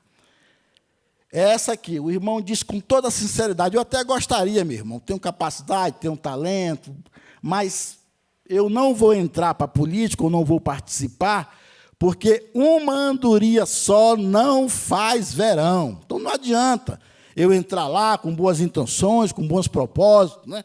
Com o meu talento, com a minha capacidade, porque eu sozinho lá não vou conseguir fazer nada, porque uma andorinha só não faz verão. E há uma terceira que eu ouço também com muita frequência. Pode soltar, minha irmã. Olha, Adalberto, eu não vou entrar, não quero entrar, não vou participar, porque isso não é a minha praia. Não tem nada a ver comigo, não tem nada a ver com o meu perfil, né? Então, não é a minha praia. A minha praia é mais de Copacabana, que é muita... né? Ou então a de Cumbuco, em Morro Branco. Eu tenho ouvido, e tem outras também, mas eu vou ficar só nessas 3, porque dá uma visão para os irmãos, né? E a gente ganha tempo, né? Muito bem, queridos. Resposta para a primeira. Bota lá a primeira mesmo. A política é uma podridão. Queridos, se é verdade que a política é uma podridão, é uma sujeira só, é trevas, é o lugar ideal para o crente estar. Pense num lugar bom para o cristão verdadeiro estar. Porque o cristão é para brilhar nas trevas. O cristão é para salgar aonde precisa salgar. Se lá é podridão, se lá é trevas, é o lugar ideal. Se lá tem injustiça, é o lugar ideal para você corrigir injustiça e fazer justiça. Eu vou abrir um parênteses aqui para contar uma experiência que aconteceu comigo quando eu fui secretário de Finanças. Eu não gosto muito de falar de mim, não. Eu tenho uma certa reserva. Mas essa eu vou contar porque cabe aqui e seria realmente uma omissão da minha parte se não contasse esse exemplo para vocês. Quando eu fui secretário de Economia e Finanças da Prefeitura em 1990, eu recebi lá no meu gabinete um senhor que tinha, essa foi a expressão que ele me usou e eu vou usar aqui para vocês, que ele tinha sido sacaneado pela prefeitura, pelo poder público. O que tinha acontecido? Esse homem, em 1964, ele teve uma propriedade dele desapropriada pela prefeitura para passar uma rua. A prefeitura quis pagar uma mixaria para o pobre do homem. Ele não aceitou, o prefeito mandou ele procurar os seus direitos. Ele entrou na justiça, ganhou a causa. E aí, a prefeitura, usando das filigranas jurídicas e orçamentárias, foi postergando o pagamento desse homem. Quando ele me procurou, isso já tinha 22 anos, e já tinham se passado mais de 8 prefeitos. Nesses 22 anos, esse homem infartou uma vez e teve 2 AVCs, e destruiu a vida dele. Um homem doente. Me contou a história dele, eu fiquei condoído e fiquei irritado, mais irritado até do que condoído, eu diria. E aí eu disse para ele assim, eu vou resolver o seu caso, Ele não acreditou, e tinha motivos para não acreditar. Eu mandei buscar o processo dele da Procuradoria Jurídica, li o processo, a história dele era verdadeira. Mandei para a contabilidade da secretaria para refazer e atualizar os cálculos. Fui ao prefeito, contei para o prefeito, pedi autorização do prefeito para resolver. Ele me deu o sinal verde e eu, então, comecei a tocar o processo. Eu vou pedir a um irmão, filho de Deus, que me arranje mais um copo d'água. Mas só se for filho de Deus mesmo.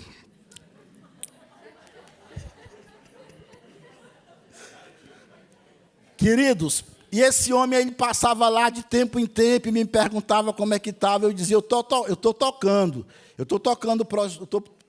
o processo. Mas ele não acreditava. Um dia ficou pronto o processo, eu mandei chamar aquele homem lá. Ele sentou, seu Cosme Lima, sentou, ia começar a conversar. Eu disse, seu Cosme, eu tenho pouco tempo hoje com o senhor, eu quero lhe dizer que a prefeitura vai pagar o que lhe deve. Meus irmãos, esse homem levantou e, olhando firme na minha cara e botando o dedo na minha cara, ele falou assim, secretário, não faça isso comigo, não. Ele disse, eu sou um homem velho, eu já fui muito sacaneado aqui nesta prefeitura, eu já fui muito humilhado aqui. Todo secretário que passou por aqui disse que ia resolver o meu problema. E não resolveu, e agora o senhor vem brincar comigo, o senhor que me atendeu tão gentilmente tantas vezes, e agora o senhor vem brincar comigo? Não faça isso comigo, não, eu sou um homem velho. Queridos, no que ele está falando isso, eu tinha acionado o meu subchefe de gabinete, que era quem ia trazer o processo em mãos. E aí entra o meu subchefe de gabinete com aquele processo imenso na mão, e ele fica aqui do meu lado, eu abro o processo e eu peguei o cheque. E aí eu mostrei o cheque para aquele homem. Meus irmãos, quando eu mostrei aquele cheque, quase que eu matei aquele homem ali. Sinceramente. Ele começou, mas o negócio foi feio, ele começou a avermelhar, ele começou a se babar. Ele começou a avermelhar, começou a se babar, e ele se tremia todinho. E aí eu gritei para a minha secretária, para ela trazer um copo d'água com açúcar, e ela trouxe, e o homem tomou ali, e aí eu mandei aumentar o ar-condicionado, e o homem foi se aquietando, e ele foi se acalmando, e aí, com muita dificuldade, ele conseguiu assinar o recibo do cheque, o documento lá, e aí, quando ele se acalmou, e aí ele me abraçou, e aí não conseguia falar, queridos. E aí eu pedi para ele se retirar, eu tinha uma reunião para continuar o dia, e ele me agradecendo, e aí até que conseguiu sair. 22 anos, querido, de injustiça, de sofrimento, 2 AVC, um infarto, sendo, como ele disse, pela expressão dele, sacaneado pelo poder público. Eu deveria ter ganho uma medalha de honra ao mérito, né? Não, queridos, eu fiz o meu dever. Eu fiz a minha obrigação. Eu fui colocado ali naquele lugar para fazer, entre outras coisas, corrigir aquela injustiça. Então, se é verdade, queridos, que a política é uma podridão, é uma sujeira, é o lugar ideal para o cristão brilhar. Pense num lugar bom. Se eu pedir para apagar todas essas luzes aqui e acender uma só, a gente vai ver a diferença. Mas está tudo iluminado aqui, eu pedir para abrir mais uma, não vai alterar coisa alguma. O cristão é para brilhar na escuridão. Então, se é verdade que a política é uma podridão, eu reconheço que é o lugar ideal para o crente estar lá. Resposta para a segunda. Coloca aí, Giovana, a segunda, querida. Uma andorinha só não faz verão. Será mesmo, queridos? O Brasil inteiro é beneficiado, inclusive eu, com muita alegria, de uma lei que foi aprovada, que foi produzida, que foi aprovada por um irmão que já esteve aqui nesta igreja, pelo menos 2 vezes pregando, e prega muito bem até, o irmão Peniel Pacheco, membro da Igreja Assembleia de Deus. O Peniel Pacheco foi deputado distrital aqui durante alguns 3 ou 4 mandatos. É dele, de 2009, a Lei 2101, que proíbe, chamada de Lei Antifumo, que proibiu o fumo em lugares fechados e em lugares públicos de uso da coletividade. Lei do irmão Peniel Pacheco. Ele esteve aqui uma vez pregando e ele esteve uma vez aqui dando um estudo sobre a Arca do Senhor. Aí alguém me pergunta, mas ele não era distrital? Sim. A lei que ele aprovou aqui só tinha abrangência no Distrito Federal. Aí o que aconteceu, pastor Josias? Os outros estados passaram a copiar. Aí cada assembleia foi fazendo uma lei igual a do Peniel Pacheco. Mas, repito, só tinha abrangência no estado. Até que, Edson, em 2011, aí o Congresso Nacional fez uma lei federal de abrangência do Oiapoque ao Chuí, copiando o irmão Peniel Pacheco. Que bênção! Hoje a gente entra em avião sem fumaça, a gente vai a um restaurante sem fumaça, né? Nos hospitais sem fumaça. Que coisa boa, que bênção! Quem disse que uma andorinha só não faz verão? Primeiro que você vai encontrar lá outras andorinhas, com certeza. Com certeza. Resposta para a terceira, Giovana. Põe a terceira aí. A política não é a minha praia. Não tenho nada a ver com isso, Adalberto. Não é o meu perfil. Você já orou por isso, meus irmãos? Já orou por isso mesmo? E sobre isso? Já pensou direitinho? Já refletiu? Porque dizer por dizer, Neemias também achava que não era a praia dele se meter em política. Neemias estava muito bem como copeiro-chefe do rei Artaxerxes. Copeiro-chefe. O que é que um copeiro-chefe faz? Lava copos? Não. É responsável por toda a cozinha do rei. Da comida, da bebida. E com um privilégio singular. Come primeiro do que o rei e bebe primeiro do que o rei. Para aferir se a comida está boa, se o vinho está bom e se não está envenenado. Essa era a situação de Neemias. Até que Neemias resolve perguntar sobre a situação do povo dele lá em Israel. Aí o irmão dele diz, rapaz, está uma bagaceira só lá. Até os muros estão destruídos, uma vergonha total e completa. Mas aí Neemias diz, não é a minha praia, pô, eu estou aqui, vou me meter com muro, vou me meter com... Não, eu estou aqui. Neemias diz a Bíblia que vai, primeiro se condoeu, fez igual eu fiz lá, né? Fiquei com compaixão daquele homem, depois fiquei irritado. Né? Eu não sei se Neemias ficou irritado, mas Neemias ficou condoído, com paixão daquela situação. Pô, os muros derrubados, naquela época, querido, derrubar muros significa bagaceira total. Entrou na cidade, destruiu tudo, destruiu o muro, virou casa de noca, né, como se diz, né? Aí ele vai orar e vai buscar em Deus a convicção necessária, se é para ele se meter naquilo ou não. E muita gente pensa, lendo superficialmente a Bíblia, que ele orou e já correu para o rei. Não. Entre as orações dele e jejum, e até ele ir ao rei, foram 2 meses. Portanto, a primeira lição aqui é a seguinte, não faça nada no afogadilho, não. Não faça nada de supetão, não. Vá buscar em oração, vá buscar em jejum, e quando Deus revelar, aí você vai ao encontro de quem Deus mandou você ir. É o caso de Neemias. Neemias ora, jejua, e aí quando vem a convicção de Deus, ele vai procurar o rei. A coisa estava tão bem elaborada por Deus que o rei deu tudo que Neemias precisava. Tudo. Dinheiro, mão de obra, carta, madeira, tudo. E aí Neemias parte com a comitiva para ir restaurar os muros de Jerusalém. Com estratégia. Tem um dia que a Bíblia registra que ele deixa todo mundo lá, sai só ele e vai ver à noite sem dizer nada para ninguém. Foi montar a estratégia de como proceder. Veio com a estratégia pronta, fez o muro em 52 dias, queridos. Em 52 dias, Neemias fez os muros que estavam derrubados e envergonhando toda a nação. E aí, feitos os muros, o que aconteceu? Todo mundo pensa que Neemias volta para ser copeiro-chefe do rei novamente. Não, queridos.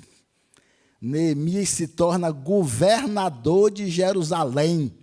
E, junto com o sacerdote Esdras, faz uma obra extraordinária de recuperação do povo, moral e espiritualmente, querido. Uma obra fantástica. Então, queridos, não é a minha praia, estou aqui muito bem, estou advogando, sou isso, sou engenheiro, sou economista, estou aqui cuidando dos meus negócios, não tem problema nenhum quanto a isso. A questão é que você não pode dizer que não é a sua praia sem antes orar, sem antes refletir, sem antes buscar em Deus. Sem antes buscar em Deus. Agora, queridos, ir para a política ou participar dela mais ativamente, como todo mundo faz, ou de qualquer jeito, aí não, nem eu aconselho aí. Nem eu aconselho aí. Pode ser crente, pode ser... Tem que ir para fazer a diferença. Tem que ir para fazer a diferença. Se não for assim, melhor não ir. Melhor não ir para não escandalizar. Melhor não ir para não colocar o nome dos evangélicos, né, em escândalo. Porque hoje todo mundo é evangélico. Eu sou de uma geração em que falar que era evangélico, em algumas situações, era complicado. Mas hoje todo mundo é evangélico. Mas para ir para a política de qualquer forma, de qualquer jeito, não. E eu quero finalizar fechando, dizendo como é que deve ir para a política, como é que deve fazer. Isaías 1,17 diz o seguinte, eu quero que vocês ouçam com toda a atenção, porque é o fechamento de tudo que eu estou dizendo aqui. Isaías 19,17, na revista atualizada. Aprendei a fazer o bem, atendei à justiça, repreendei ao opressor, defendei o direito do órfão, pleiteai a causa das viúvas. E 58:12, parte B, diz o seguinte: e serás chamado reparador de brechas e restaurador de veredas, para que o país se torne habitável. Olha aí a nossa responsabilidade, a minha e a sua. Eu encerro aqui e me coloco à disposição para alguma pergunta, algum questionamento ou alguma contribuição dentro do que foi ministrado. Alguém tem microfone aí? O Eduardo aqui.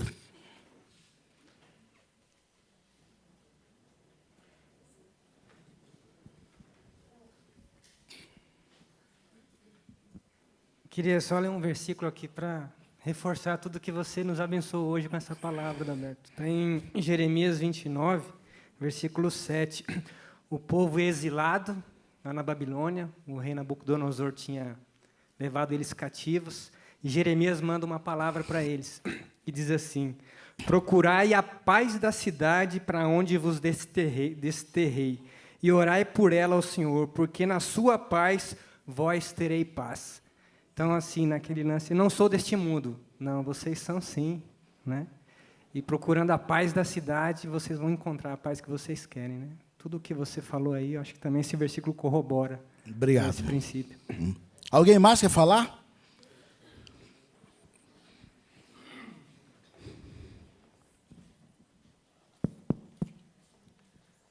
Adalberto, está escutando bem? Todo mundo. Adalberto, eu quero parabenizá-lo pela brilhante exposição que você fez sobre política. Eu sempre fui um revoltado com relação à política. Eu não acredito nos políticos, apesar da sua exposição, eu continuo não acreditando neles, mas acredito na política, não acredito nos políticos. Tá? Mas essa sua exposição vai me colocar num momento de reflexão. Talvez eu até saia daqui como candidato, de tão bela a sua exposição. Seria uma honra para nós da igreja, né? Mas eu não vou sair candidato, eu vou continuar sendo o seu eleitor. Tá? Obrigado por... Alguém mais quer falar? Eu votaria nele, com certeza. A Sara está pedindo ali. Diante de tudo que nós ouvimos, eu acho que cresce a responsabilidade de nos comprometermos e orar mais pelo nosso país, orar pelos nossos políticos e orar por aqueles que se dizem servos de Deus e estão lá sendo corrompidos, a gente tapa a brecha na intercessão, que só assim pode mudar. Realmente é desgastante ouvir a política. Cada hora que você liga a televisão, é uma tristeza que dá. Mas a gente tem que continuar, porque a nossa esperança é o Senhor. Então, vamos orar mais pelo nosso país. Ok. Mais alguém?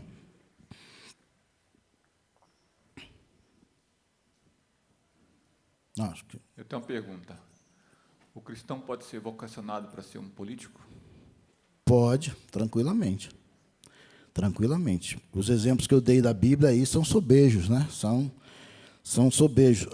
Eu queria só, adentrando mais em cima do que o Fernando falou, para puxar um pouco de José de Arimateia. A história prossegue, né? A gente, depois da crucificação, não sabe mais nada sobre José de Arimateia, mas a história registra. Por conta dessa posição dele, José de Arimateia perdeu o cargo de senador e de juiz do Sinédrio, e chegou a ser preso. Anos depois é que ele foi solto, porque o próprio governo precisou dele, porque ele tinha habilidades para fazer negócios, ele tinha, inclusive, uma frota de barcos da época, né? Então, ele pagou um preço, José de Arimateia pagou um preço pela posição que ele assumiu em relação a Jesus Cristo, né? Então, o cristão pode perfeitamente ser vocacionado para isso, mas ele tem que ter em mente isso, que ele está ali como um servo do Senhor Jesus Cristo e que pode, num determinado momento, pagar um preço. E eu quero dar só mais um exemplo do que aconteceu comigo, queridos, uma vez numa reunião de secretários. A prefeitura ela ia bancar o carnaval, lá em Manaus, em 1990. O governador disse que não ia bancar, era dividido entre a prefeitura e o governo do Estado. Então, como o governo do Estado se retirou, ia ficar tudo para a prefeitura. E nós íamos gastar, em valores de hoje, aquele cheque que aquele senhor recebeu lá, equivaleria hoje a R$1 milhão, tá? Do seu Cosme Lima. E uma outra coisa que eu esqueci de dizer para vocês, é que meses depois que aconteceu isso, do episódio em que eu paguei ele pela prefeitura, ele veio a falecer. Tá? Então, ele não durou muito tempo, não. Tempos depois, ele morreu.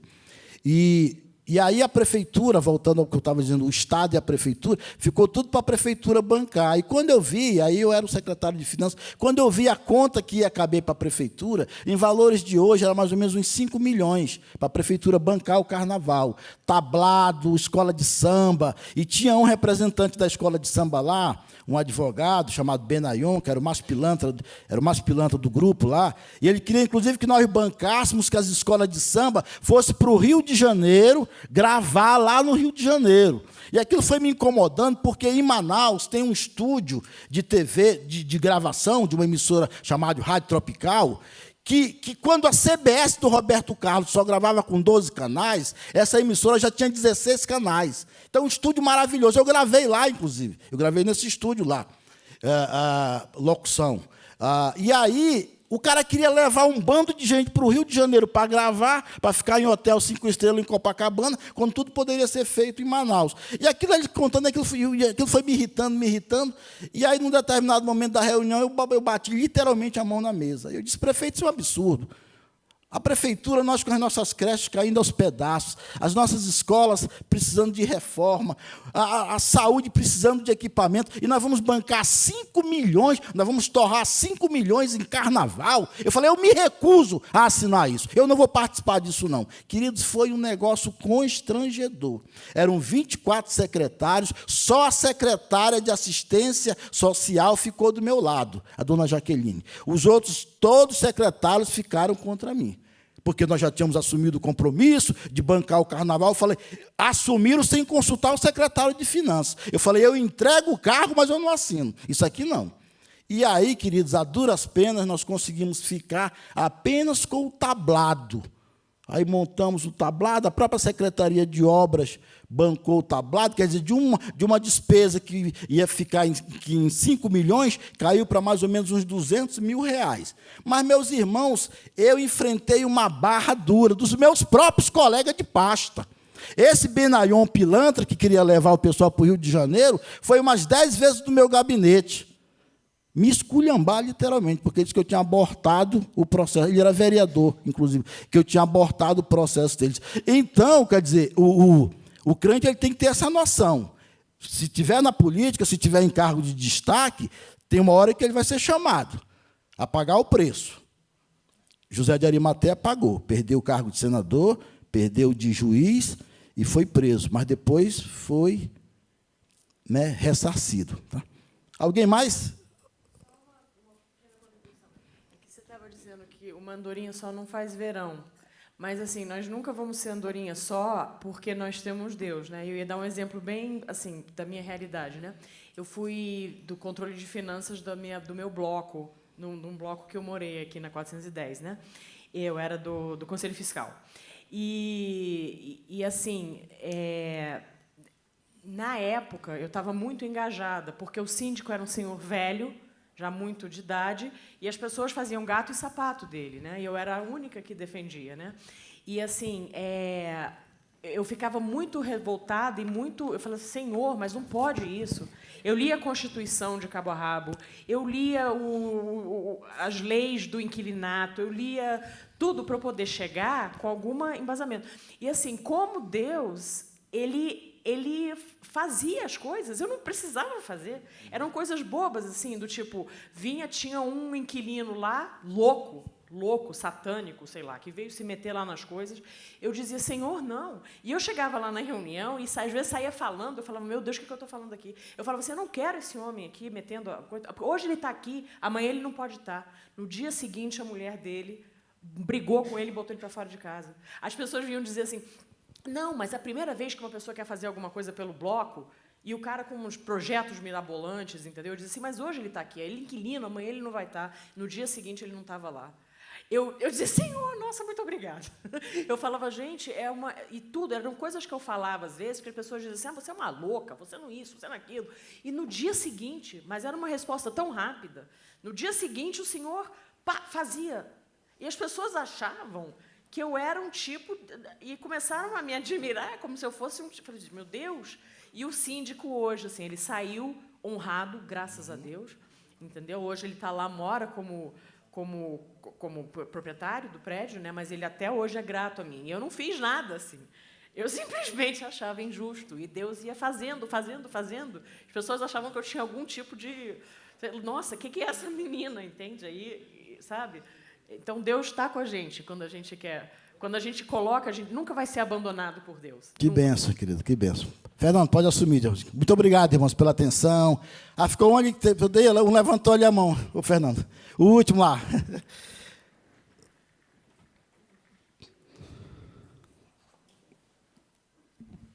Bom dia, sou Adalberto. Cheguei um pouco atrasado aqui na apresentação. Mas eu gostaria de aproveitar o gancho aí da questão de uma andorinha, porque tem um exemplo aqui na Grande do Torto, onde eu sou morador. E assim, eu moro lá há 45 anos e há 7 estou como prefeito comunitário. Mas somos uma diretoria de 8 pessoas e, no entanto, desde que assumi, eu estou sozinho, entre aspas, nessa luta, porque Deus está comigo. E a gente tem sempre declarado isso, seja em documentos ou verbalmente, a gente sempre faz essa colocação de que eu não trabalho sozinho. Deus está ali no comando ali do nosso trabalho. Então, a gente pegou ali uma prefeitura com uma sede enorme que não tinha uma cadeira, e eu comecei a vender rifas, e das rifas a gente descobriu que tinha uma receita de um espaço da Oi que oferece serviço para a comunidade, e eles tiveram que pagar um aluguel. Hoje a gente tem uma receita, que a gente tem uma estrutura própria de trabalho, com equipamentos, onde eu mesmo faço tudo, construí com as próprias mãos uma praça, que nós nunca tivemos uma praça, num bairro que existe há 58 anos. Nós temos placas de endereço, tudo colocada por mim, que foi construída na própria prefeitura, pelas minhas próprias mãos, onde eu não sou serralheiro, não sou pintor, nunca fui, e a gente pega e faz, porque Deus está no comando e as coisas funcionam. Então, uma andorinha naquele lugar que já existe há 58 anos, que ainda não foi regularizado, que já estamos a um passo da nossa regularização, está fazendo a diferença, sim. Que benção, querido. Muito obrigado. Tá? Irmãos, muito obrigado pela atenção, pela compreensão. Tá? Que Deus abençoe a todos. Fernando. Obrigado, Adalberto. Deus abençoe. Obrigado, irmãos, pela participação de cada um. Nós estamos concluindo aqui esses 2 domingos tratando sobre a questão política. Quem sabe, em outra oportunidade, a gente pode falar mais um pouco a respeito disso. O Eduardo citou um texto fantástico de Jeremias, né, Eduardo? Jeremias 29:7, que fala que a gente tem que estar ali na cidade. Eles estavam exilados, né, Eduardo? E a gente, como cristão, irmãos, nós estamos aqui como peregrinos. Peregrinos. Então, é perfeitamente útil esse versículo de Jeremias 29:7. Nós precisamos trazer a paz para a cidade, de todas as maneiras, todas. E o Adalberto citou várias aí, e a gente louva a Deus pela vida do Adalberto. O Adalberto teve uma vida política intensa, né, Adalberto? E Deus pôde usar a vida dele, e esse exemplo que ele contou para a gente, desse senhor, para mim, achei fantástico. Eu acho que é isso mesmo que o cristão tem que fazer, e às vezes tem que pagar o preço. Tem que pagar o preço. Às vezes é difícil. Às vezes, irmão, você pode até perder o seu cargo de chefe na sua repartição, porque você pode ser contra alguma coisa. Então, às vezes, tem que pagar um preço. Mas é isso o nosso chamado. É isso o nosso chamado. Ok? Chamar o pastor Josias, então, para concluir com uma oração. E domingo que vem nós vamos recomeçar nosso 2º semestre da Escola em Causa. Os irmãos já estão com o boletim nas mãos aí. Queridos, uma aula dessa em qualquer curso de preparatório para concurso é um bom dinheiro. Você pode ter certeza que você saiu daqui hoje com bastante lucro, né? Tanto no conhecimento secular, quanto também, principalmente, no conhecimento espiritual. Nós ficamos assim maravilhados com a palavra que nós tivemos, até porque não é novidade para todos nós, toda a mensagem, toda a palavra trazida pelo presbítero Adalberto sempre nos traz muita alegria da consistência e a fidelidade com as Escrituras, de maneira que nós louvamos a Deus, Adalberto, por sua vida e por seu ministério, né? O ministério, tanto quanto presbítero, quanto na docência, em todas as áreas que nós temos sido agraciados aqui na igreja por sua vida. Eu quero apenas lembrar daquele versículo de Miqueias 6:8. Deus nos declarou o que é bom e o que Ele exige. Pratiques a justiça, ames a misericórdia ou a fidelidade e ande humildemente com o seu Deus. Até porque política, né, que vem do grego politiquê, é a arte de governar, e você governa na sua casa. Você governa em vários ambientes em que você está inserido.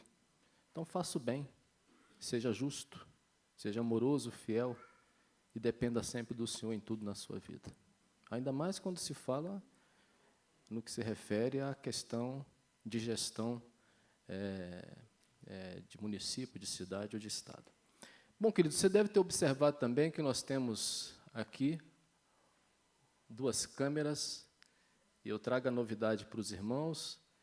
Nós temos os irmãos só nesse momento, que nos chegou ao conhecimento, nosso irmão presbítero Sidney está nos assistindo em Salvador, pela internet, né, tanto áudio quanto vídeo, né?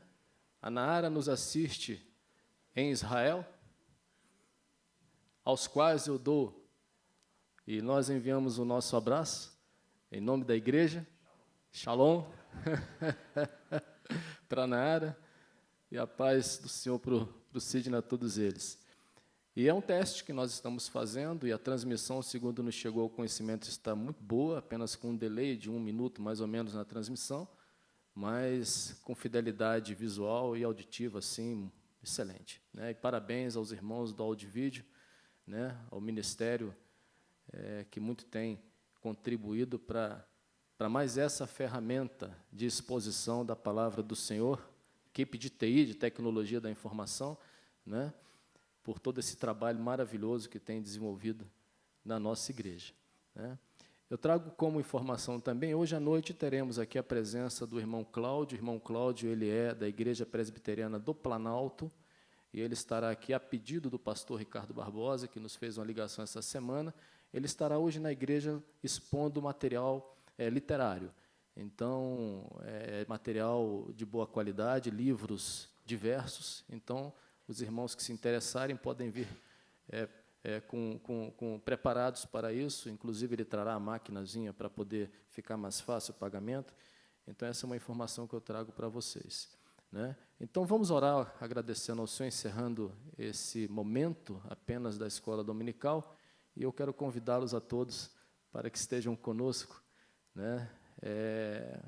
Logo mais à noite, por ocasião do culto que ofertaremos ao Senhor a partir das 19 horas. E aos irmãos que nos ouvem e nos veem pela internet, vocês também estão convidados a participarem conosco e a cultuarem ao Senhor juntos de nós, onde quer que vocês estejam, quer seja em Salvador, em Israel, no Japão, em qualquer lugar deste país e do mundo. Vamos ficar de pé, então, e vamos adorar o Senhor, orando. E eu quero agradecer muito pela sua presença e pela boa vontade de vir para ser presenteado com tudo aquilo que nós tivemos nesta manhã. Deus amado, nós te louvamos e bendizemos, porque o Senhor, ó Pai, tem regido todas as coisas, as nações, o mundo, e nada há, Deus, que esteja isento do teu governo e da tua direção. Te louvamos, ó Pai, porque o Senhor é aquele que dirige todas as coisas e também as nossas vidas. Que esta palavra que nós ouvimos, ó Pai, nesta manhã, que ela nos traga muita reflexão, que ela nos traga, quem sabe, até mudança, ó Pai, na cosmovisão política que temos, mudança, ó Pai, nos nossos comportamentos, mudança, ó Pai, na maneira como nós lidamos, ó Pai, uns com os outros, quando o tema é política, que ela possa, ó Pai, de fato, nos aperfeiçoar no entendimento, ó Pai, na arte de governar e, principalmente, ó Deus, no entendimento do exercício da Tua vontade como instrumentos do Senhor em todos os locais, em todos os ambientes e, principalmente, como disse o Teu servo, neste ambiente que carece muito, ó Pai, da luz, ó Pai, e do sal. Por isso, nós te agradecemos pela mensagem que nós ouvimos nesta manhã e peço ao Senhor que o Senhor continue ungindo teu servo com toda a sabedoria e discernimento, para que em outras oportunidades possa ele, com tão bela maestria como foi hoje, nos ensinar e nos, ó Pai, nos passar tão grande conhecimento que o Senhor tem dado a ele. Obrigado, Deus. Nos abençoa, ó Pai, nos despede aqui na Tua paz e que tenhamos todos, ó Pai, a boa vontade, o interesse e o prazer de retornarmos à Tua casa para cultuar o nome do Senhor. Mas também, principalmente, do lado de fora da Tua casa, exercermos, ó Pai, a vocação de sermos cristãos verdadeiros, sal da terra e luz do mundo, praticando a justiça, amando a fidelidade e andando humildemente com o Senhor. Enfim, Pai, nos despede na Tua paz e recebeis a bênção. E que a graça de nosso Senhor e Salvador Jesus Cristo, e que o amor de Deus, o nosso eterno, bendito e glorioso Pai, e que a comunhão e as comunicações do Espírito Santo, nosso Consolador, estejam conosco, que aqui estamos reunidos, com aqueles que nos ouvem pela internet, nos veem pela internet, e com todo o povo de Deus espalhado sobre a face da terra, hoje pelos séculos dos séculos. Amém e amém. Que Deus te abençoe. Um bom almoço para você, uma boa tarde, e logo mais nós nos veremos, se Deus quiser, em nome de Jesus.